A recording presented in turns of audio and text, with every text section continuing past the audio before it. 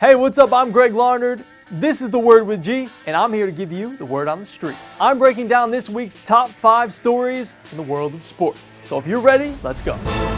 Topic 1, Tom Brady, Matty Ice. Super Bowl 51 coming up this Sunday. And who has the most pressure on them? Is it Tom Brady, 4-time Super Bowl champion?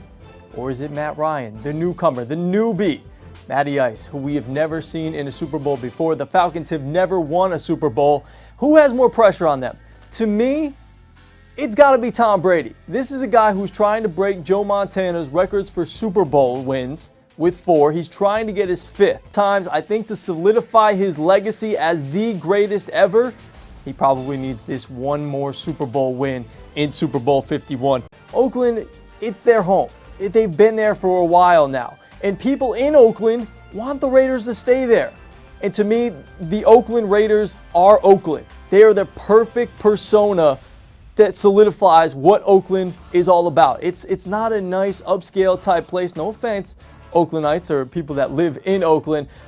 But I can't see the Raiders moving to San Diego. And their mayor came out and said, hey, if Las Vegas doesn't want them, San Diego just lost their football team in the Chargers, said, hey, we'll welcome in the Raiders if they want to come. But to me, Oakland would not be the same. The Raiders would not be the same if they went to San Diego. They need to stay in Oakland. For my money, they need to be in Oakland. Differently, and everything that I've heard, everything that I've read says so, that the Oakland fans, they do not want their team moving to a different city, a different state. They want to stay in Oakland. They want the black hole to be in Oakland, California, and I believe that's where the Raiders need to stay. What's the word on the street with LeBron James? Why is he so angry?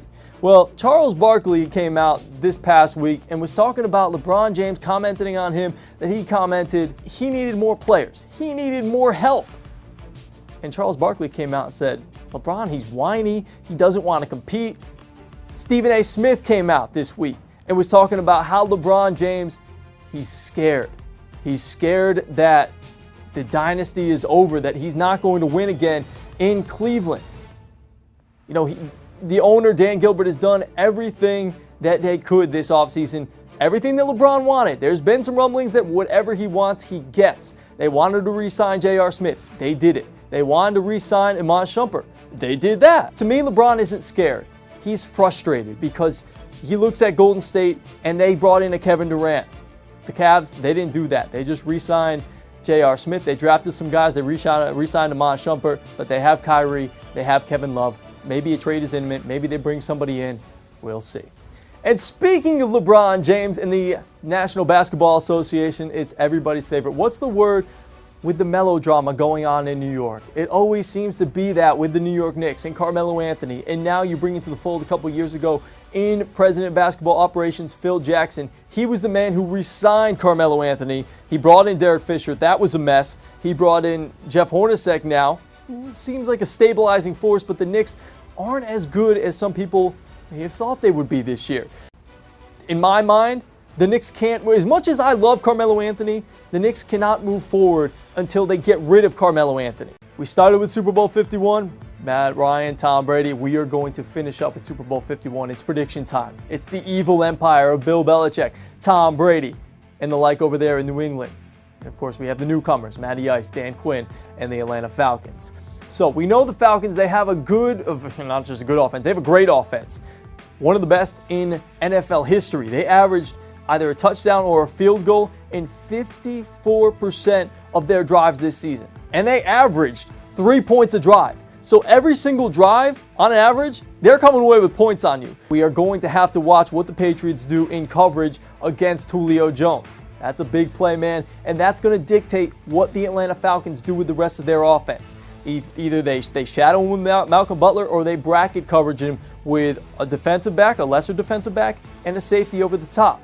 And for the Falcons on defense, they're going to need to get pressure on Tom Brady. That is going to be key in this matchup. And we've seen in Super Bowls and playoffs in the past, when Tom Brady and the Patriots have had trouble on offense, it's when they've had pressure on Tom Brady. And he's had to deal with pressure because he's not a mobile quarterback. He's not an Aaron Rodgers who can beat you from outside of the pocket. Patriots, get a little running game going. Get a little rhythm going with James White and LeGarrette Blount and Dion Lewis and get the ball out of Brady's hands quickly. Get it to a Chris Hogan. Get it to a Julian Edelman. Get it to a Danny Amendola. Use your big tight end of Martellus Bennett. Yeah, we know you don't have Rob Gronkowski, but you've been able to do a lot of good things without Rob Gronkowski. You have plenty other weapons, and Tom Brady, one of the best in the NFL. And of course, you know Bill Belichick, Josh McDaniels, they're going to come up with a solid plan on offense for the Patriots to be successful in Super Bowl 51. So there you have it. I'm your host, Greg Larnerd. This is The Word with G, the word on the street. We'll catch you next time.